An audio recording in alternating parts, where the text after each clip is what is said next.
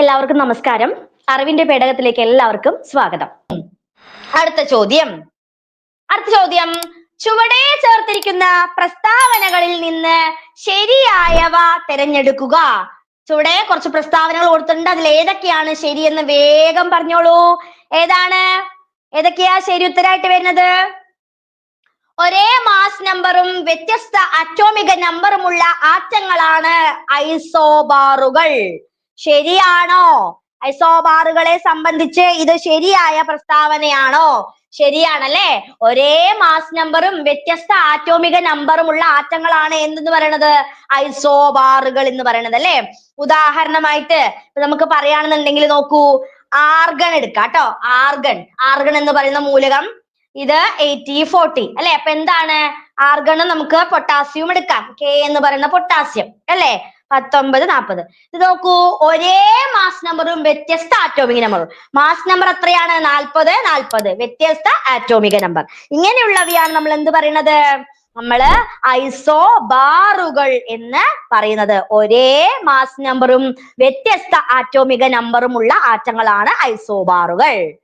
ഇനി അടുത്ത നോക്കൂ, തുല്യ എണ്ണം ന്യൂട്രോണുകളും വ്യത്യസ്ത എണ്ണം പ്രോട്ടോണുകളുമുള്ള ആറ്റങ്ങളാണ് ഐസോമെറുകൾ. ശരിയാണോ? തുല്യ എണ്ണം ന്യൂട്രോണുകളും വ്യത്യസ്ത എണ്ണം പ്രോട്ടോണുകളുമുള്ള ആറ്റങ്ങളാണ് ഐസോമർ. അതാണോ ഐസോമർ? അല്ല, തെറ്റാണ്. എന്താണ് ഐസോമർ എന്ന് പറഞ്ഞാല്? ഒരേ തന്മാത്രാ സൂത്രവും വ്യത്യസ്ത ഘടനയുമുള്ളവയാണ് നമ്മൾ എന്ത് പറയണത്? ഐസോമർ. തന്മാത്ര ഘടനയാണ്, ആറ്റം ഘടനയല്ല. തന്മാത്രാ ഘടന. ഒരേ തരം തന്മാത്രാ ഘടനയും വ്യത്യസ്തങ്ങളായിട്ടുള്ള സംയുക്തങ്ങളെയുമാണ് നമ്മൾ എന്ത് പറയണത്? ഐസോമെറുകൾ എന്ന് പറയുന്നത്. ശരിയല്ലേ? അടുത്ത പ്രസ്താവന നോക്കൂ, ഒരേ തന്മാത്രാ സൂത്രവും വ്യത്യസ്ത ഘടനയുമുള്ള സംയുക്തങ്ങളെ ഐസോട്ടോണുകൾ എന്ന് പറയുന്നു. അതും എന്താണ്? ശരിയാണോ? തെറ്റാണ് അല്ലെ. തെറ്റായ പ്രസ്താവനയാണ്. നോക്കൂ, തുല്യ എണ്ണം ന്യൂട്രോണുകളും വ്യത്യസ്ത എണ്ണം പ്രോട്ടോണുകളും ഉള്ളവയാണ് നമ്മൾ എന്ത് പറയുന്നത്? ഐസോട്ടോണുകൾ എന്ന് പറയുന്നത്. അപ്പൊ ഇതിൽ ഏതാണ് ശരിയായിട്ടുള്ള പ്രസ്താവന? വേഗം പറഞ്ഞേ. ഓപ്ഷൻ ഡി ആണ്. നമുക്ക് വേഗം പറയാലോ ഏതാണ് ശരി ഉത്തരം. Option D. ഒന്ന് മാത്രമാണ് ഈ ആറ്റങ്ങളുമായി ബന്ധപ്പെട്ട് അല്ലെങ്കിൽ ഐസോബാറുകളും ഐസോട്ടോപ്പുകളുമായി ബന്ധപ്പെട്ട് ശരിയായിട്ടുള്ള ഏക പ്രസ്താവന ഏതാണ്? ഒന്ന് മാത്രമാണ്. അടുത്ത ചോദ്യം, ശരിയായ ജോഡി കണ്ടെത്തുക. ഇതും വളരെ സിമ്പിൾ ആയിട്ടുള്ള ഒരു ക്വസ്റ്റ്യൻ ആണ്. ശരിയായ ജോഡിയാണ്. ശരി, ഇതിൽ നോക്കൂ, ഇതിൽ ശരിയായ ജോഡി ഏതാണ്? വേഗം പറഞ്ഞേ, ഇതിൽ ശരിയായ ജോഡി ഏതാണെന്ന്. ശരിയായ ജോഡി ഓപ്ഷൻ ബി ആണ്. 2ഉം 4ഉം മാത്രമാണ് ഇതില് ശരിയായിട്ടുള്ള ജോഡി. നോക്കൂ, ഏറ്റവും ലഘുവായ ആറ്റം ഏതാണ്? ഏറ്റവും ലഘുവായ ആറ്റം ഹീലിയം ആണോ? ഹീലിയം അല്ല. ഏറ്റവും ലഘുവായ ആറ്റമാണ് ഹൈഡ്രജൻ. ഏറ്റവും ലഘുവായ ആറ്റം ഏതാണ്? ഹൈഡ്രജൻ ആണ് അല്ലേ. നോക്കൂ, ഏറ്റവും ലഘുവായ ആറ്റം ഏതാണ്? ഹൈഡ്രജൻ ആണ്. ഏറ്റവും വലിയ ആറ്റം ഏതാണ്? അത് ഫ്രാൻസിയം. ശരിയാണ്. ഏറ്റവും ചെറിയ ആറ്റം ഏതാണ്? ഏറ്റവും ചെറിയ ആറ്റം ഏതാണ്? ഹൈഡ്രജൻ ആണോ ഏറ്റവും ചെറിയ ആറ്റം? അല്ല. ഏതാണ്? ഹീലിയം ആണ് കേട്ടോ. ഹൈഡ്രജൻ അല്ല. ഇവിടെ എന്താണ്? ഹീലിയം ആണ് ഏറ്റവും ചെറിയ ആറ്റം.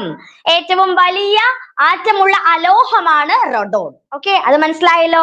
ഏറ്റവും വലിയ ആറ്റമുള്ള അലോഹമാണ് ഏതെന്ന് പറയുന്നത്? റഡോൺ എന്ന് പറയുന്നത്. അപ്പൊ ഇതിൽ ഏതാണ് ശരി ഉത്തരമായിട്ട് വരുന്നത്? ഓപ്ഷൻ ബി ആണ് ശരി ഉത്തരം. അടുത്ത ക്വസ്റ്റ്യൻ വളരെ സിമ്പിൾ ആയിട്ടുള്ള ഒരു ക്വസ്റ്റ്യൻ ആണ്. താഴെ പറയുന്ന ഹൈഡ്രജന്റെ ഐസോടോപ്പുകളിൽ ഉൾപ്പെടാത്തത് ഏതാണ്? താഴെ പറയുന്ന ഓപ്ഷനിൽ നിന്ന് ഇതിൽ ഹൈഡ്രജന്റെ ഐസോടോപ്പ് ഏതാണ്? അതിൽ ഉൾപ്പെടാത്തത് ഏതാണെന്ന് പറഞ്ഞാൽ മതി.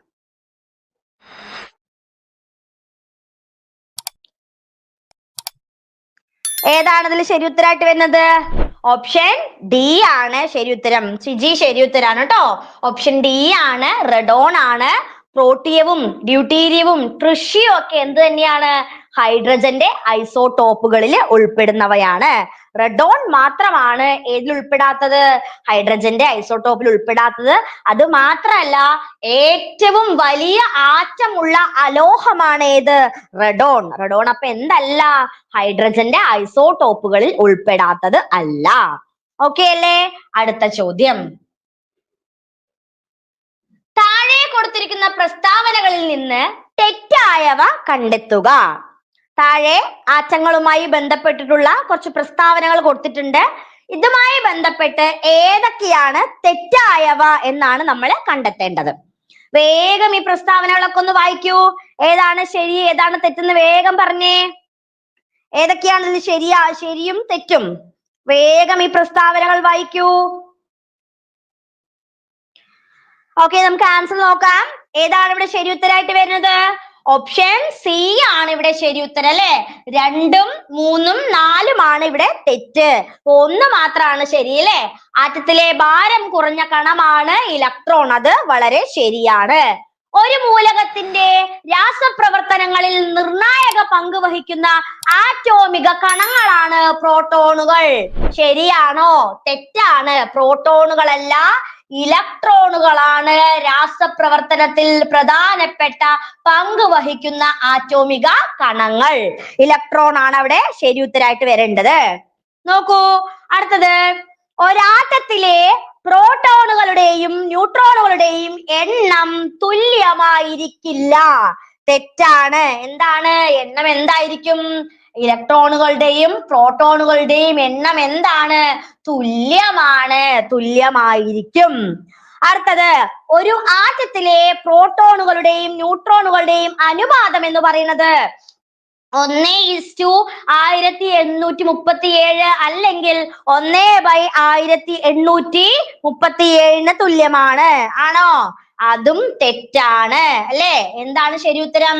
1836:1 എന്നാണ് ന്യൂട്രോണുകളുടെയും പ്രോട്ടോണുകളുടെയും അനുപാതം. എത്രയാണ്? 1836:1 എന്നാണ് ഇതില് ശരിയായിട്ടുള്ള അനുപാതം. ഏതാണ് അപ്പൊ ഇതില് തെറ്റായ പ്രസ്താവന? ഏതൊക്കെയാണ്? 2ഉം 3ഉം 4ഉം പ്രസ്താവനകൾ എന്താണ്? തെറ്റാണ്. ഓക്കെ അല്ലേ? അടുത്ത ചോദ്യം. അടുത്തത്. ചുവടെ ചേർത്തിരിക്കുന്ന പ്രസ്താവനകളിൽ നിന്ന് ശരിയായവ തിരഞ്ഞെടുക്കുക അല്ലെ. ശരിയായ പ്രസ്താവനകൾ തിരഞ്ഞെടുക്കാനുള്ള ഒരു ചോദ്യമാണിത്. ഏതൊക്കെയാണ് ശരിയായിട്ടുള്ള പ്രസ്താവന? ഓപ്ഷൻ എ ആണോ ബി ആണോ? ഏതാണ് ഇതിൽ ശരി ഉത്തരം? വേഗം പറഞ്ഞേ. ഏതാണ് ഇതിൽ ശരിയായിട്ട് വരുന്നത്? ഓപ്ഷൻ ശരിയായ പ്രസ്താവനകളാണ്. ഏതൊക്കെയാണ് ശരിയായ പ്രസ്താവനകൾ നമുക്ക് നോക്കാം അല്ലെ. ഏതൊക്കെയാണ് ഇതിൽ ശരിയായ പ്രസ്താവന? ഓപ്ഷൻ സി ആണ് ശരി ഉത്തരം. 1ഉം 2ഉം ആണ് ശരിയായ പ്രസ്താവന. നോക്കൂ, ഒരു മൂലകത്തിന്റെ ആറ്റത്തിന്റെ ആറ്റോമിക മാസ് എത്രയാണോ അത്രയും തന്നെ ഗ്രാമിനെ ഗ്രാം അറ്റോമിക മാസ് അല്ലെങ്കിൽ GAM എന്ന് പറയുന്നു. വളരെ ശരിയാണ്. ഒരു മൂലകത്തിലെ 1 ഗ്രാം ആറ്റോമിക മാസ് എന്നത് അവഗാഡ്രോ സംഖ്യ ആയിരിക്കും. അതെന്താണ്? അതും ശരിയാണ്. അവഗാഡ്രോ സംഖ്യ എന്നത് 1.6605 × 10⁻⁻27 കിലോയ്ക്ക് തുല്യമാണ്. തെറ്റാണ്. അവഗാഡ്രോ സംഖ്യ എത്രയാണ്? 6.022 × 10⁻23 തുല്യമാണ്. 6.022 × 10⁻23 ആണ് അവഗാഡ്രോ സംഖ്യ എന്ന് പറയുന്നത്. അടുത്ത പ്രസ്താവന നോക്കൂ. അന്താരാഷ്ട്ര മോൾ ദിനമാണ് സെപ്റ്റംബർ 16 6:02 മുതൽ 60 അല്ല ട്ടോ 6:02 AM മുതൽ 6:02 PM വരെ അല്ലെ. സെപ്റ്റംബർ 16 എന്താണ്? ലോക ഓസോൺ ദിനമാണ് അല്ലെ. അന്താരാഷ്ട്ര മോൾ ദിനം എപ്പോഴാണ്? ഒക്ടോബർ 23. ഒക്ടോബർ 23-നാണ് അന്താരാഷ്ട്ര മോൾ ദിനം. അന്താരാഷ്ട്ര മോൾ ദിനം എപ്പോഴാണ്? ഒക്ടോബർ 23-നാണ്. അപ്പൊ ഇതിലെ ശരിയായ പ്രസ്താവനകൾ 1ഉം 2ഉം മാത്രമാണ് ഇവിടെ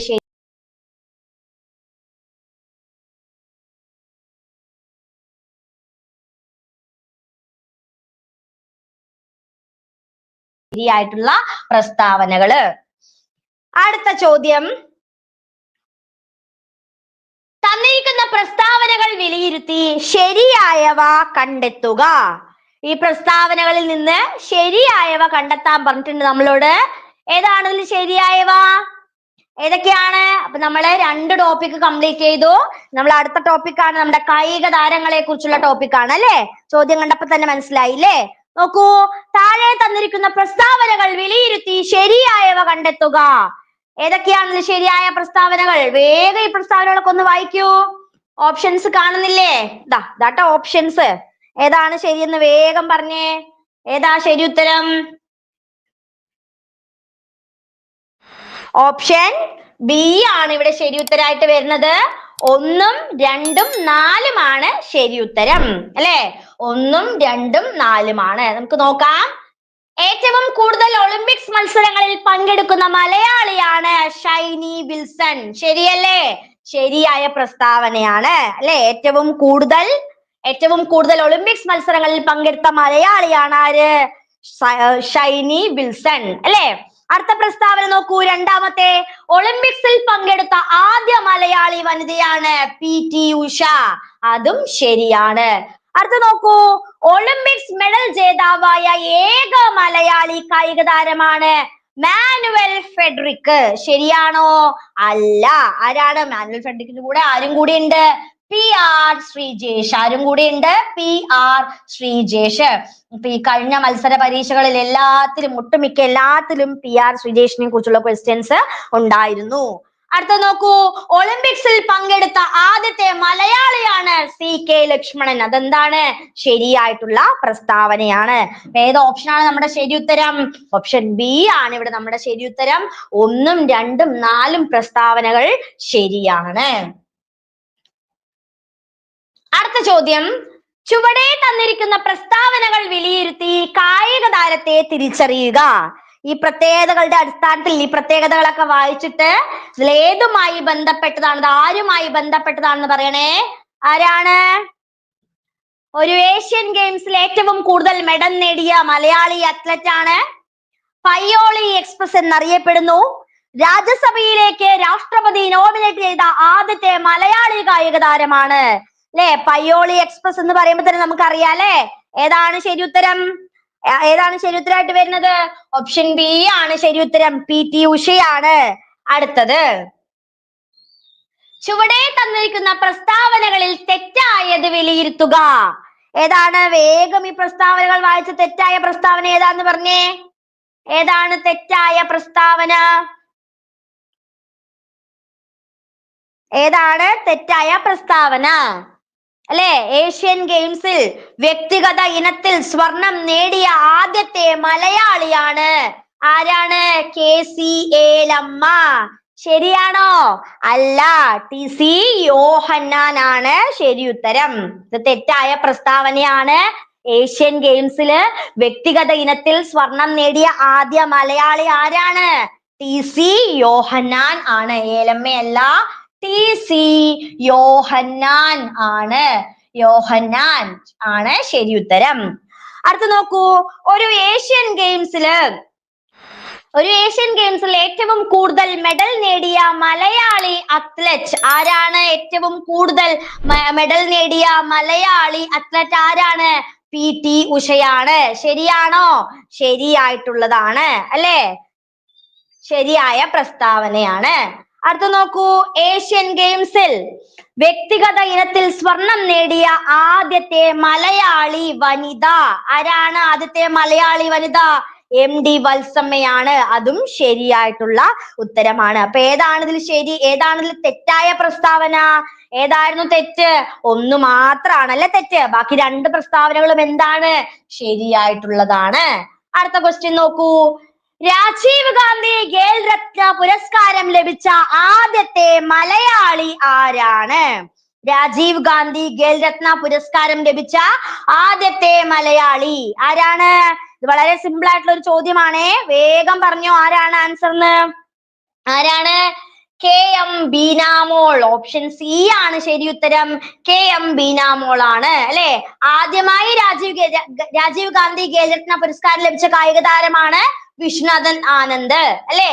ആദ്യത്തെ മലയാളിയാണെന്നുണ്ടെങ്കിൽ അതാരാണ്? KM ബീനാമോൾ. ഓപ്ഷൻ സി ആണ് ഇവിടെ ശരിയായിട്ടുള്ള ഉത്തരം. ഓപ്ഷൻ സി ആണ്.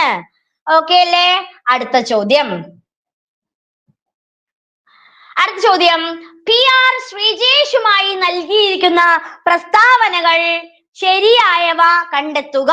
അല്ലെ, PR ശ്രീജേഷുമായി ബന്ധപ്പെട്ട കുറച്ച് പ്രസ്താവനകളാണ് താഴെ കൊടുത്തിരിക്കുന്നത്. ഇതിൽ നിന്ന് ശരിയായവ മാത്രം നമ്മൾ കണ്ടെത്തുക. ഏതാണ് ശരിയായ പ്രസ്താവന? വേഗം പറയൂ. ഏതാണ് ശരി? വേഗം ആ പ്രസ്താവനകളൊക്കെ ഒന്ന് വായിക്കൂ. ഓപ്ഷൻ ഡി ആണോ? ഇവയെല്ലാം ശരിയാണോ? നേരെ വായിച്ചേ. ഓപ്ഷൻ സി ആണ് ശരി ഉത്തരം. 1, 3, 4 ശരി. ഇന്ത്യൻ ഹോക്കിയുടെ മതിൽ എന്നറിയപ്പെടുന്നു. ശരിയാണ്. ഒളിമ്പിക്സിൽ മെഡൽ നേടുന്ന ആദ്യത്തെ മലയാളി, ആദ്യത്തെ അല്ല രണ്ടാമത്തെ മലയാളി, ആദ്യത്തെ അല്ല രണ്ടാമത്തെ മലയാളിയാണ് PR ശ്രീജേഷ്. ഇനി മേജർ ധ്യാൻചന്ദ് നേടുന്ന ആദ്യത്തെ ഹോക്കി താരമാണ്, അതും ശരിയാണ്. 2 ഒളിമ്പിക്സ് മെഡൽ നേടുന്ന ആദ്യത്തെ മലയാളി, അതും ശരിയായ പ്രസ്താവനയാണ്. അപ്പോ PR ശ്രീജേഷുമായി ബന്ധപ്പെട്ട പ്രസ്താവനകൾ 1, 3, 4 എന്നിവ ശരിയാണ്. അടുത്ത ചോദ്യം. അടുത്ത ചോദ്യം വളരെ പ്രധാനപ്പെട്ട ഒരു ഭാഗത്തിൽ നിന്നാണ്. സുപ്രധാന നിയമങ്ങളിൽ എന്ന് പറയുന്ന ഭാഗത്തു നിന്നുള്ള ചോദ്യങ്ങളാണ്. ശ്രദ്ധിച്ചു കേട്ടോളൂ. ആദ്യത്തെ ചോദ്യം, ഉപഭോക്തൃ സംരക്ഷണ നിയമവുമായി ബന്ധപ്പെട്ട തന്നിരിക്കുന്ന പ്രസ്താവനകളിൽ ശരിയായവ കണ്ടെത്തുക. വേഗം ഈ പ്രസ്താവനകൾ വായിക്കൂ. നമുക്ക് അറിയാലോ അല്ലെ, വളരെ ഇമ്പോർട്ടന്റ് ആയിട്ടുള്ള ഒരു ടോപ്പിക് ആണ് ഈ പറയുന്ന സുപ്രധാനമായിട്ടുള്ള നിയമങ്ങൾ. അതിൽ ഏറ്റവും ഇമ്പോർട്ടന്റ് ആണ് ഉപഭോക്തൃ അവകാശങ്ങൾ അല്ലെ. നോക്കൂ, ഓപ്ഷൻ എ ഏതാണ് ഇതിൽ ശരിയായിട്ടുള്ള ഉത്തരവായിട്ട് വരുന്നത്? ഉപഭോക്തൃ സംരക്ഷണ നിയമവുമായി തന്നിരിക്കുന്ന പ്രസ്താവനകളിൽ ശരിയായത് ഓപ്ഷൻ സി ആണ്. ഏതാണ്? 1, 4 ശരി ഉത്തരം. ഉപഭോക്താക്കളുടെ അവകാശങ്ങൾ സംരക്ഷിക്കുന്നതിനും നടപ്പിലാക്കുന്നതിനുമായിട്ട് നിലവിൽ വന്ന നിയമമാണ്. വളരെ ശരിയാണ്. ഇത് നിലവിൽ വന്നത് 2009 ഓഗസ്റ്റ് 9 അല്ലേ? എപ്പോഴാണ് നിലവിൽ വന്നത്? അപ്പോഴാണോ? അല്ല, ജൂലൈ 20, 2020 അല്ലെ.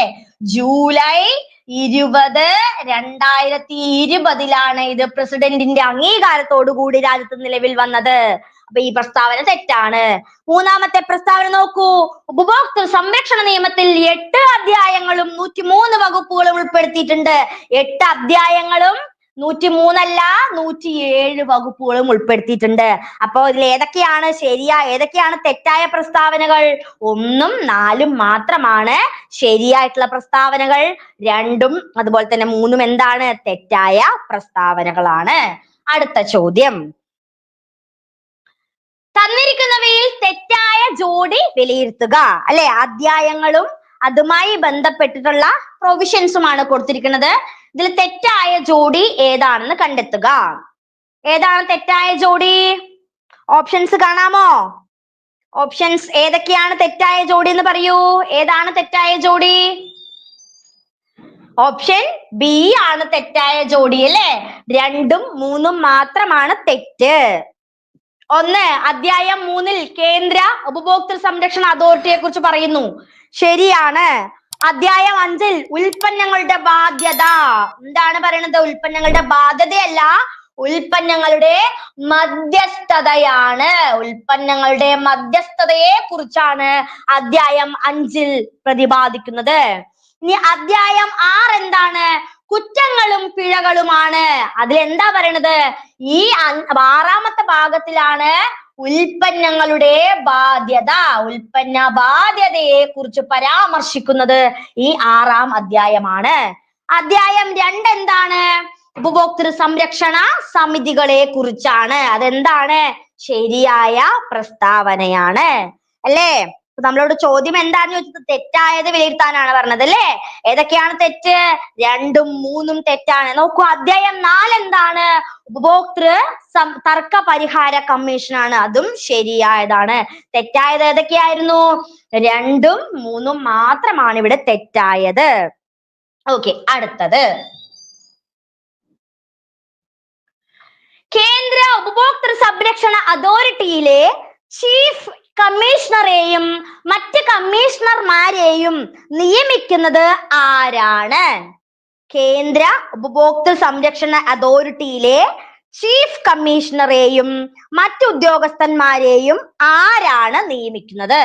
ആരാണ് നിയമിക്കുന്നത്? രാഷ്ട്രപതിയാണോ? ആരാണ്? രാഷ്ട്രപതിയാണോ? ഉപരാഷ്ട്രപതിയാണോ? സുപ്രീം കോടതി ചീഫ് ജസ്റ്റിസ് ആണോ? ആരാണ്? ഓപ്ഷൻ എ ആണ് ശരി ഉത്തരം. കേന്ദ്ര ഗവൺമെന്റ് ആണ് ഈ ഒരു ഉപഭോക്തൃ സംരക്ഷണ നിയമം അനുസരിച്ചിട്ട് അതിലുള്ള കമ്മീഷണർമാരെയും ചീഫ് കമ്മീഷണറെയും ബാക്കിയുള്ള എല്ലാ കമ്മീഷണർമാരെയും നിർദ്ദേശിക്കുന്നത് അല്ലെങ്കിൽ നിയമിക്കുന്നത്. ഓപ്ഷൻ എ ആണ് ഇവിടെ ശരി ഉത്തരായിട്ട് വരുന്നത്. അടുത്ത ചോദ്യം, സംസ്ഥാന ഉപഭോക്തൃ തർക്ക പരിഹാര കമ്മീഷനുമായി ബന്ധപ്പെട്ട പ്രസ്താവനകളിൽ ശരിയായത് വിലയിരുത്തുക. അല്ലെ, ഉപഭോക്തൃ തർക്ക പരിഹാര കമ്മീഷൻ ഉപഭോക്തൃ നിയമങ്ങൾ പഠിക്കുമ്പോൾ ഇത് വളരെ ഇമ്പോർട്ടന്റ് ആയിട്ടുള്ള ഒന്നാണ്. ഇതിലേതാണ് പ്രസ്താവനകളിൽ ശരിയായത് എന്ന് മാത്രം പറഞ്ഞാൽ മതി. ഏതൊക്കെയാണ് ഇതിൽ ശരിയായിട്ടുള്ള ആൻസർ എന്ന് പറയുന്നത്? ഓപ്ഷൻ എ ആണോ, ബി ആണോ, സി ആണോ? ഏതാണ് ശരി? ഓപ്ഷൻ ബി ആണ്. 1ഉം 3ഉം മാത്രമാണ് ശരിയായ പ്രസ്താവന. രണ്ടാമത്തെ സ്റ്റേറ്റ്മെന്റ് നോക്കൂ. 1 കോടിക്കും 10 കോടിക്കും ഇടയിൽ മൂല്യമുള്ള ചരക്കുകളുടെയോ സേവനങ്ങളുടെയോ പരാതികളാണ് ഇവിടെ പരിഗണിക്കുന്നത്. അല്ല, 50 ലക്ഷത്തിനും 1 കോടിയല്ല, 50 ലക്ഷത്തിനും അതുപോലെ തന്നെ 2 കോടിക്കും ഇടയില്, അല്ലെ? 1 കോടിക്കും 10 കോടിക്കും അല്ല, 50 ലക്ഷത്തിനും ഈ 2 കോടിക്കും ഇടയിലുള്ള ചരക്കുകളുടെയും സേവനങ്ങളുടെയും തർക്ക പരിഹാരമാണ് ഇതിന്റെ പ്രധാനപ്പെട്ട ലക്ഷ്യം. അപ്പൊ 1ഉം 3ഉം മാത്രമാണ് എന്ത്? ശരിയായിട്ടുള്ള പ്രസ്താവനകൾ. അടുത്ത ചോദ്യമാണ്, ചുവടെ നൽകിയിരിക്കുന്ന പ്രസ്താവനകളുമായി ബന്ധപ്പെട്ട് ഉപഭോക്തൃ കമ്മീഷൻ ഏതാണ് എന്ന് തിരിച്ചറിയുക. അല്ലെ, കുറെ പ്രസ്താവനകൾ തന്നിട്ടുണ്ട്. ഇതുമായി ബന്ധപ്പെട്ട ഉപഭോക്തൃ കമ്മീഷൻ ഏതാണെന്നാണ് നമ്മൾ തിരിച്ചറിയേണ്ടത്. അല്ലെ, ഏതാണ്? ഏത് ഉപഭോക്തൃ കമ്മീഷനെ കുറിച്ചാണ്? നോക്കൂ, ഓപ്ഷൻ സെക്ഷൻസ് 53 പ്രതിപാദിക്കുന്ന കമ്മീഷനാണ്. രൂപീകൃതമായത് 1988-ലാണ്. 2 കോടിയിൽ കൂടുതൽ മൂല്യമുള്ള ചരക്കുകളുടെയോ സേവനങ്ങളുടെയോ പരാതികൾ ഇതിൽ പരിഗണിക്കുന്നു. പ്രസിഡന്റിന്റെ പ്രായപരിധി 5 വർഷം അല്ലെങ്കിൽ 70 വയസ്സാണ്.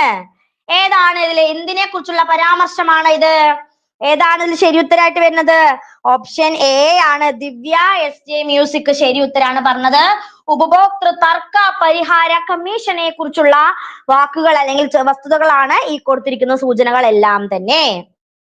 ഓക്കെ അല്ലേ? അടുത്ത ചോദ്യം,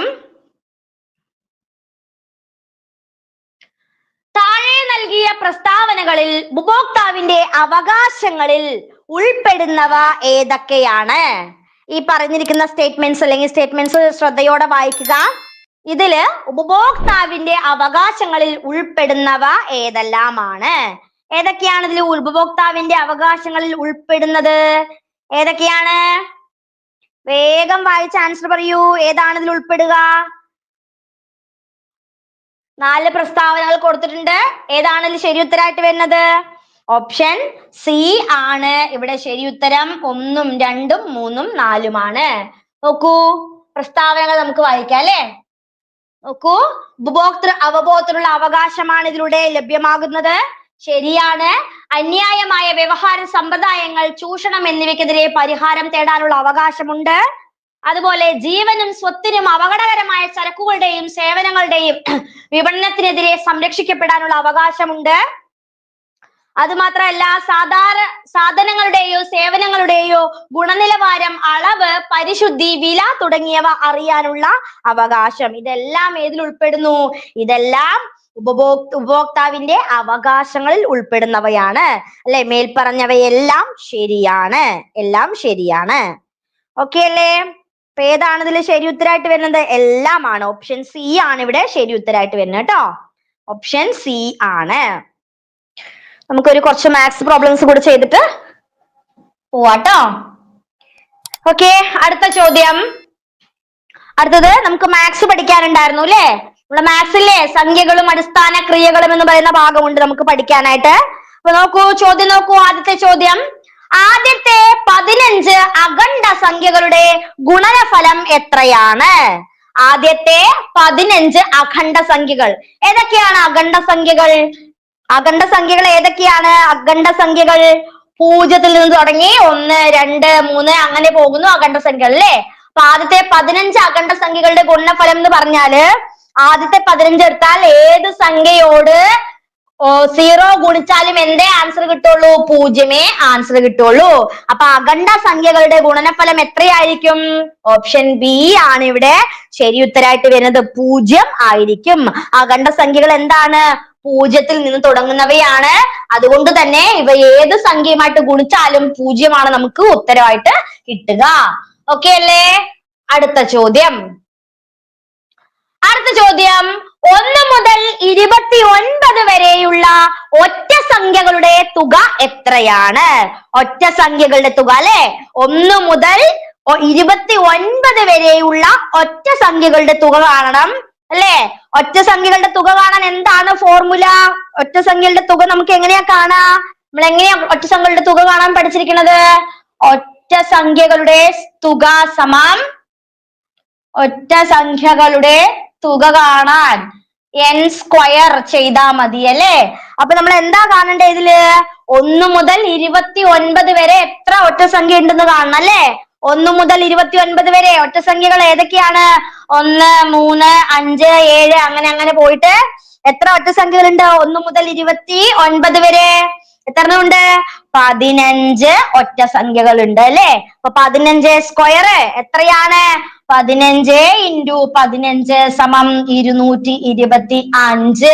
നമ്മുടെ ഉത്തരം ഓപ്ഷൻ സി 225 ആണ് ശരി ഉത്തരം. എത്രയാണ്? 225. ഓക്കെ അല്ലേ? അടുത്ത ചോദ്യം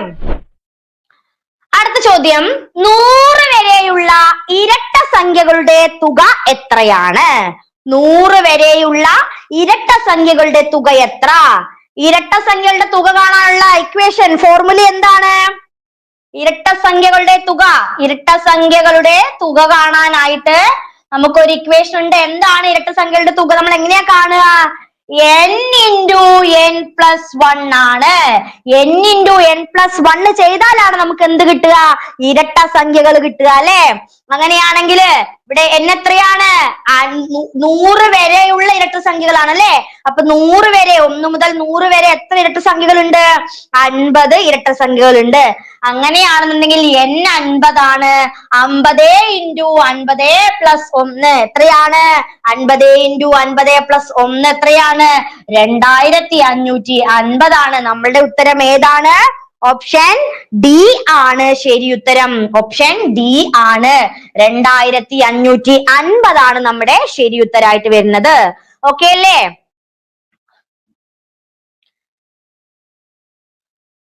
അടുത്ത ചോദ്യം 200-നും 500-നും ഇടയ്ക്ക് 7 കൊണ്ട് നിശേഷം ഹരിക്കാവുന്ന എത്ര സംഖ്യകളുണ്ട് അല്ലെ. അടിസ്ഥാന സംഖ്യകളും ക്രിയകളിലും മറ്റൊരു മോഡലാണിത്. ചോദ്യം ഇതാണ് 200-നും 500-നും ഇടയില് 7 കൊണ്ട് ഹരിക്കാൻ എത്ര നിശേഷം 7 കൊണ്ട് ഹരിച്ചു പോകുന്ന എത്ര സംഖ്യകൾ ഉണ്ടെന്നാണ് ചോദ്യം അല്ലേ. നോക്കൂ 200 വരെ നമുക്ക് ഇങ്ങനെ കണ്ടുപിടിക്കാം. സിമ്പിൾ ആയിട്ടുള്ള ഒരു ഇക്വേഷൻ ഉപയോഗിച്ച് കണ്ടുപിടിക്കാൻ പറ്റും. 200 വരെയുള്ള സംഖ്യകളിൽ 7 കൊണ്ട് നിശേഷം ഹരിക്കാവുന്ന സംഖ്യകളെ നമുക്ക് ആദ്യം കണ്ടുപിടിക്കുക അല്ലെ. അപ്പൊ അതിന് എന്ത് വേണം? 200 വരെയുള്ള സംഖ്യകളില് 7ന്റെ ഗുണിതങ്ങളുടെ എണ്ണം നമ്മൾ കണ്ടുപിടിക്കണം അല്ലെ. അപ്പൊ അതിന് വേണ്ടിയിട്ട് 200 ഹരിക്കണം 7 ചെയ്താൽ മതി. അപ്പൊ നമുക്ക് എന്ത് കിട്ടും? 200 ഹരിക്കണം 7 ചെയ്താല് 28 എന്നുള്ള ഉത്തരം കിട്ടും അല്ലെ. ഇനി നോക്കൂ 500 ഉണ്ട്. നമുക്ക് 500ഉം കൂടി പരിഗണിക്കണം. അപ്പൊ ഇനി 500 വരെയുള്ള സംഖ്യകളില് എത്ര 7ന്റെ ഗുണിതങ്ങൾ ഉണ്ടെന്ന് കണ്ടുപിടിക്കാം. അപ്പൊ അങ്ങനെയാണെങ്കിൽ 500 വരെയുള്ള സംഖ്യകൾ കണ്ടുപിടിക്കാനായിട്ട് 500 ÷ 7 ചെയ്തു. അപ്പൊ നമുക്ക് എത്രയാണ് ആൻസർ കിട്ടുക? 71 എന്നുള്ള ഉത്തരം കിട്ടി അല്ലെ. അപ്പൊ 200 വരെ 28 സംഖ്യകളുണ്ട്. 500 വരെ 71 സംഖ്യകളുണ്ട് നമുക്ക് കിട്ടി. ഇനി നമ്മുടെ ചോദ്യം എന്താണ്? 200-നും 500-നും ഇടയിൽ 7ന്റെ ഗുണിതങ്ങളുടെ എണ്ണമാണ് ചോദ്യം അല്ലെ. അതിന് എന്ത് ചെയ്താൽ മതി? എത്ര എണ്ണം ഉണ്ട് നമുക്ക് ഓൾറെഡി കിട്ടിയല്ലോ. അപ്പൊ നമ്മൾ എന്ത് ചെയ്യാ? ഈ കിട്ടിയ നമ്പേഴ്സിനെ സബ്സ്ട്രാക്ട് ചെയ്താൽ നമുക്ക് ആൻസർ കിട്ടും. 71 സോറി 71 കുറയ്ക്കണം 28 ചെയ്യുക. അങ്ങനെയാണെങ്കിൽ നമുക്ക് എത്ര ഉത്തരം കിട്ടും? 43 എന്ന് ഉത്തരം കിട്ടും. നമ്മുടെ ഉത്തരം ഏതാണ്? ഓപ്ഷൻ എ ആണ്. ഓക്കെ, ഓപ്ഷൻ എ ആണ് ഇവിടെ ശരി ഉത്തരായിട്ട് വരുന്നത്. ഓപ്ഷൻ എ 43 ആണ്. അടുത്ത ചോദ്യം, 72,358 മൂന്നിന്റെ സ്ഥാനവില എത്രയാണ്? അല്ലെ, ഇതൊരു സ്ഥാനവില കണക്കാക്കാനുള്ള ഒരു ചോദ്യമാണ്. ഇതുപോലെ സ്ഥാനവില കണക്കാക്കാനുള്ള ചോദ്യങ്ങള് നമുക്ക് പ്രതീക്ഷിക്കാവുന്നതാണ്. പഴയ question paper, previous year question പേപ്പറിലെല്ലാം ഇതുപോലെ സ്ഥാനവിലയുമായി ബന്ധപ്പെട്ട ചോദ്യങ്ങൾ നമുക്ക് പഠിക്കാനുണ്ട് കേട്ടോ. അപ്പൊ എന്താണ് സ്ഥാനവില എന്ന് പറഞ്ഞാല്? സ്ഥാനവില നമുക്കിപ്പോ ഏത് സംഖ്യന്റെ ആണോ സ്ഥാനവില കാണേണ്ടത്, സിമ്പിൾ ആയിട്ട് നമുക്ക് ചെയ്യാം. ആ സംഖ്യക്ക് ശേഷം എത്ര സംഖ്യയുണ്ടോ അത്രയും 0 ഇട്ട് കൊടുത്താൽ നമുക്ക് എന്ത് കിട്ടും? സിമ്പിൾ ആയിട്ട് അതിന്റെ സ്ഥാനവില കിട്ടും. ഓക്കെ അല്ലേ? ഓക്കെ, അതായത് നമുക്ക് സ്ഥാനവില ഏത് സംഖ്യ, ഇപ്പൊ ഇത് ഈ ചോദ്യത്തില് 72,358 മൂന്നിന്റെ സ്ഥാനവിലയാണ്. അപ്പൊ ഇത് നോക്കൂ, 3 കഴിഞ്ഞിട്ട് എത്ര സംഖ്യ ഉണ്ട്? 2 സംഖ്യ ഉണ്ട് അല്ലെ? അപ്പൊ ആ 2 0 ഇട്ട് കൊടുത്താൽ നമുക്ക് എന്ത് കിട്ടും? ഈ മൂന്നിന്റെ സ്ഥാനവില കിട്ടും. അപ്പൊ 3-ന് ശേഷം 2 0 ഇട്ട് കൊടുത്താൽ എന്ത് വായിക്കും? 300 എന്ന് വായിക്കും അല്ലെ? അപ്പൊ നമ്മുടെ ഉത്തരം ഏതാണ്? ഓപ്ഷൻ സി ആണ് നമ്മുടെ ഉത്തരം. ഏതാണ്? 300. ശ്രീജ ശരി ഉത്തരാണ് പറഞ്ഞ കേട്ടോ. ഓപ്ഷൻ സി ആണ് നമ്മുടെ ഉത്തരം. 300 ആണ്. അടുത്ത ചോദ്യം, ഒരു സംഖ്യയെ 30 കൊണ്ട് ഹരിച്ചപ്പോൾ ശിഷ്ടം 22 കിട്ടി. അതേ സംഖ്യയെ 10 കൊണ്ട് ഹരിച്ചാൽ കിട്ടുന്ന ശിഷ്ടം എത്രയാണ്? ഈ മോഡലും നമുക്ക് പല പ്രാവശ്യം നമ്മൾ കണ്ടിട്ടുണ്ട് അല്ലെ? നോക്കൂ, ഒരു സംഖ്യ അല്ലെ, ആ സംഖ്യ നമുക്ക് എന്തെന്ന് എടുക്കാം? ആ ഒരു സംഖ്യ എന്ന് പറയുന്നത് നമുക്ക് x എന്ന് എടുക്കാം അല്ലെ? ആ x എന്ന് പറയുന്ന സംഖ്യയെ 30 കൊണ്ട് ഹരിച്ചപ്പോൾ അല്ലെ, ഈ x എന്ന് പറയുന്ന സംഖ്യയെ 30 കൊണ്ട് ഹരിച്ചപ്പോൾ നമുക്ക് ശിഷ്ടം എത്ര കിട്ടി? 22 ശിഷ്ടം കിട്ടി അല്ലേ? ആണല്ലോ. അതേ സംഖ്യയെ 10 കൊണ്ട് ഹരിച്ചാല് അല്ലെ, ഈ x എന്ന് പറയുന്ന സംഖ്യ അതിനെ 30 കൊണ്ട് ഹരിച്ചപ്പോ 22 കിട്ടി. ഇനി ആ കിട്ടിയ അതേ സംഖ്യയെ 10 കൊണ്ട് ഹരിച്ചാൽ എത്ര ശിഷ്ടം കിട്ടും? 2 ശിഷ്ടം കിട്ടും അല്ലെ? 2 20. ശിഷ്ടം എത്രയാണ്? 2 ആണ്. നമ്മുടെ ഉത്തരം എത്രയാണ്? ഓപ്ഷൻ എ ആണ് നമ്മുടെ ശരി ഉത്തരായിട്ട് വരുന്നത്. ഓപ്ഷൻ എ ആണ് ശരി ഉത്തരം അല്ലെ? ഓക്കെ അല്ലേ? അപ്പൊ നമ്മള് ഇന്ന് നിങ്ങൾക്ക് പഠിക്കാൻ തന്നിട്ടുള്ള കുറച്ചു ഭാഗങ്ങൾ, തിരുവിതാംകൂർ രാജാക്കന്മാര്, ആച്ചം മാതൃക, കായിക താരങ്ങൾ, കേരളത്തിലെ പ്രധാനപ്പെട്ട കായിക താരങ്ങൾ, മാത്സ് അല്ലെ, അടിസ്ഥാന സംഖ്യകളും ക്രിയകളും, ഉപഭോക്തൃ സംരക്ഷണ നിയമം, ഇതുമായി ബന്ധപ്പെട്ടുകൊണ്ടുള്ള കുറെ ചോദ്യങ്ങളും സ്റ്റേറ്റ്മെന്റ് ടൈപ്സ് ക്വസ്റ്റ്യൻസും അതിന്റെ ഉത്തരങ്ങളും അനുബന്ധ വിവരങ്ങളുമാണ് നമ്മൾ ഇത്രയും നേരം ഡിസ്കസ് ചെയ്തത്. നിങ്ങൾക്ക് എല്ലാവർക്കും ക്ലാസ്സുകളെല്ലാം മനസ്സിലായിട്ടുണ്ടാകും എന്ന് വിചാരിക്കുന്നു. Thank you so much.